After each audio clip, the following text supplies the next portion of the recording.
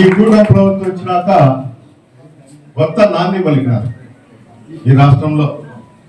అంటే ఎప్పుడూ లేని విధంగా ఇక్కడ వ్యవస్థలు కూడా బయట కూడా అట్లే ఉన్నాయి, ఇక్కడ వ్యవస్థలు కూడా నిర్వీర్యం అయిపోయినాయి.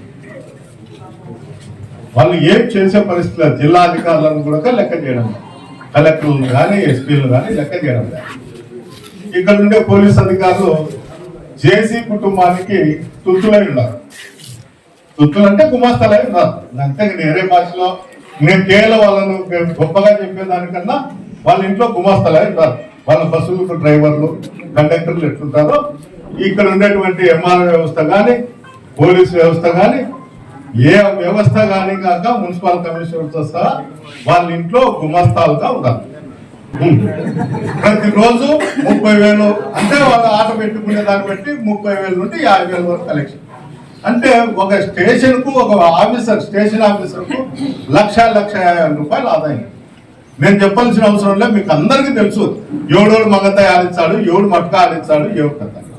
మంగతాయి ఆడించే వాళ్ళకి అందరికీ కూడా డైలీ పేమెంట్ పోలీసు అధికారులు, మట్కా వాళ్ళకు వీక్లీ పేమెంట్.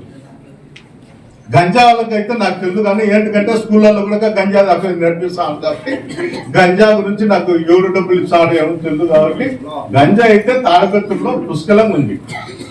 ఇక్కడ ఉండే తెలుగుదేశం నాయకులు కూడా ఏమనుకుంటారంటే వాళ్ళు తాగి వైఎస్ఆర్సీపీ వాళ్ళు కొడతారు, తిడతారు, పోలీసు వాళ్ళు కేసులు రాసుకోవడం లేదు, ఇది మంచిగా ఉంది అనుకుంటారు.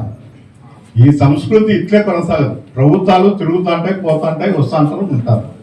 నేను అందరి మాదిరి నాయకులు మాట అవకాశం కోసం చూస్తాట.